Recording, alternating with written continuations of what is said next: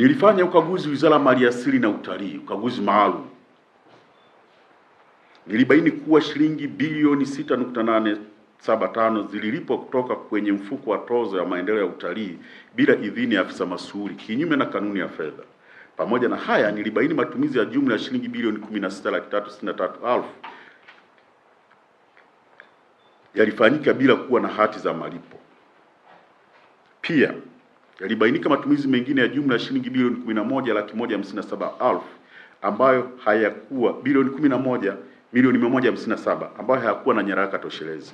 Hali kadhalika shilingi milioni 89 zilitumiwa na makumbusho ya taifa kwa matumizi yasiyoendana na shughuli za utalii. Huu ni mfuko wa tozo ya utalii. Mheshimiwa, nadhani na uelewa.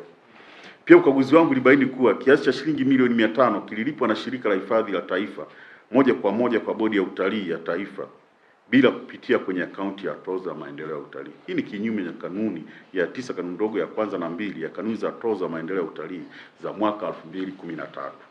Aidha, nilibaini kuwa hadi kipindi cha ukaguzi kamati ya ushauri ya mfuko haikuwa imeundwa. Mapungufu haya yanaonyesha kuwa akaunti ya tozo hizo haikusimamiwa ipasavyo na mkurugenzi wa utalii na mhasibu, ambapo alitoa fedha bila idhini ya kamati ya ushauri na afisa masuhuri wa wizara kufahamishwa. Kwa maoni yangu, mkurugenzi wa utalii na mhasibu waliokuwa wanahusika na usimamizi wa mfuko wa makusanyo ya tozo za maendeleo ya utalii walitumia vibaya fedha za tozo za utalii jumla shilingi bilioni 34,985,000 kinyume na kanuni za tozo za maendeleo ya utalii za mwaka 2015. Mapungufu katika uanzishwaji wa uendeshaji wa tamasha la urithi. Katika ukaguzi wangu wa tamasha la urithi ili kukuza utalii na urithi wa kitaifa, niliambiwa kuwa kamati iliyoundwa iliidhinisha bajeti ya shilingi bilioni 1.65 kwa ajili ya utekelezaji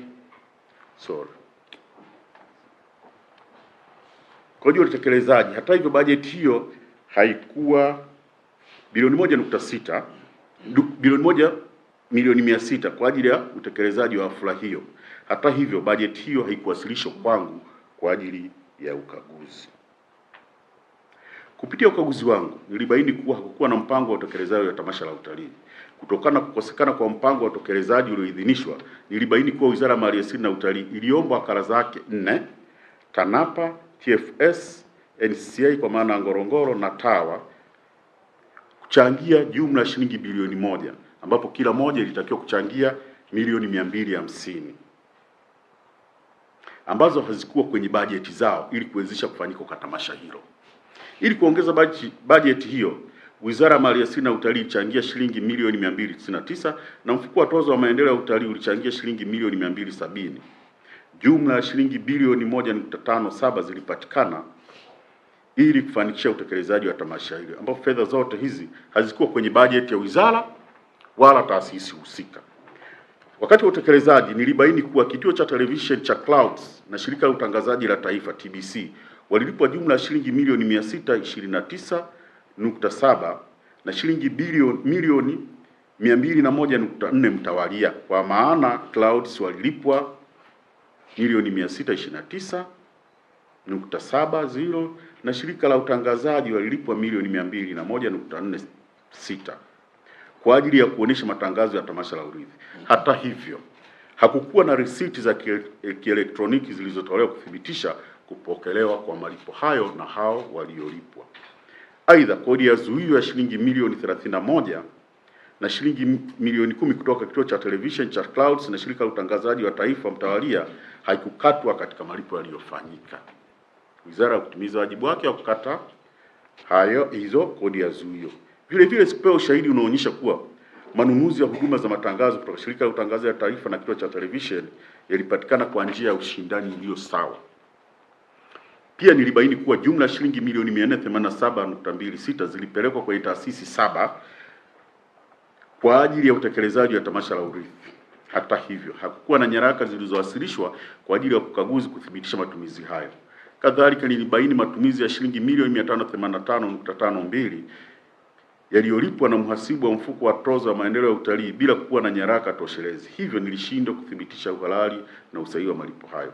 Aidha, nilibaini Wizara ya Maliasili na Utalii ilipa shilingi milioni 140 kwa kampuni ya Wasafi kwa ajili ya wasanii ambao wangetangaza utalii wa ndani katika mikoa 6: Dar es Salaam, Mwanza, Arusha, Moshi, Iringa na Dodoma. Hata hivyo, hakukuwa na mkataba wowote uliosainiwa kati ya kampuni ya Wasafi na Wizara ya Maliasili na Utalii. Hivyo sikuweza kuhakiki wigo wa kazi pamoja na huduma zilizotolewa na kampuni ya Wasafi. Pia kulikuwa na maagizo ya Waziri wa Maliasili na Utalii yakielekeza malipo kwa kampuni ya Wasafi. Katika mahojiano, waziri alikiri kuwa kampuni ya Wasafi iliomba zabuni ya kutangaza tamasha hilo kwenye mikoa iliyotajwa na kutoa maagizo kufanyika malipo hayo. Ni maoni yangu kuwa kiasi cha shilingi milioni 140 kilicholipwa kwa kampuni ya Wasafi kufuatia maelekezo hayo hakiendani na sheria za matumizi ya fedha za umma. Mamlaka ya Hifadhi ya Taifa TANAPA na Mamlaka ya Hifadhi ya Ngorongoro zilifadhili tamasha la upandaji wa mlima Kilimanjaro bila kuwepo kwenye bajeti, ikiwa ni shilingi milioni 171,998,045. Mnamo tarehe 28 Septemba, Waziri wa Maliasili na Utalii alizindua shindano lililoitwa Kigwangala Kill Challenge la mwaka 2019 ambalo lililenga kuhamasisha watu kupanda mlima Kilimanjaro. Shindano hilo lilitumia jumla ya shilingi milioni 172 zilizotolewa na Mamlaka ya Hifadhi Ngorongoro ikitoa shilingi milioni 114 na TANAPA ikitoa milioni 57 bila kuwa katika bajeti zao za mwaka wa fedha. Pia nilibaini kuwa Waziri wa Maliasili na Utalii kupitia katibu wake alielekeza TANAPA na Ngorongoro na TANAPA kufadhili shindano hilo. Fedha iliyotolewa na TANAPA ililipwa kwa kampuni ya utalii ya Asante Tours and Safaris, yaani shilingi milioni 57,98,045 kwa ajili ya gharama za malazi ya wapanda mlima. Hata hivyo, hakukuwa na ushahidi ulioonyesha kuwa kampuni ya Asante Tours and Safaris ilipewa kazi hiyo kwa njia ya ushindani. Pia hakukuwa na mkataba wa kazi uliowasilishwa kwangu kwa ajili ya ukaguzi. Ni maoni yangu kuwa maagizo yaliyotolewa na waziri kupitia katibu wake yalikiuka sheria za fedha za umma na kanuni za maadili ya utumishi wa umma. Maagizo haya yalisababisha TANAPA na NCCA kutumia shilingi milioni 172 nje ya bajeti iliyoidhinishwa. Ufadhili wa shindano hili umepunguza utekelezaji wa shughuli za TANAPA na NCCA ambazo zilikuwa zimetengwa kwenye bajeti kwa maslahi ya umma. Matumizi ya ofisi ya waziri kugharimiwa na Mamlaka ya Hifadhi Ngorongoro ni katika ukaguzi maalum huo wa Wizara ya Maliasili na Utalii. Nilibaini kuwa kaimu katibu wa waziri wa Maliasili na Utalii alitoa maagizo kwa Mamlaka ya Hifadhi ya Ngorongoro na Wakala wa Huduma za Misitu kulipia matumizi ya ofisi ya waziri shilingi milioni 92.3 na shilingi milioni 55.93 kwa niaba ya Wizara ya Maliasili na Utalii. Yaani NCCA walitoa milioni 62 na TFS walitoa milioni 55.93. Taasisi hizo hazikuwa na bajeti ya malipo hayo na ukaguzi ya shughuli za taasisi hizo kutekelezwa wala mipango yake mipango yao kutekelezwa kwa sababu ya kutumia fedha nje ya bajeti kwa kuhudumia wizara. Ni vyema wizara zikawa zinatenga pesa zake baada ya kutegemea taasisi zao, kwa sababu pesa hizo zinatakiwa zitengwe kwenye bajeti. Kutoa maagizo kwamba kutumia pesa nje ya bajeti inakuwa inakiuka matumizi ya fedha za umma.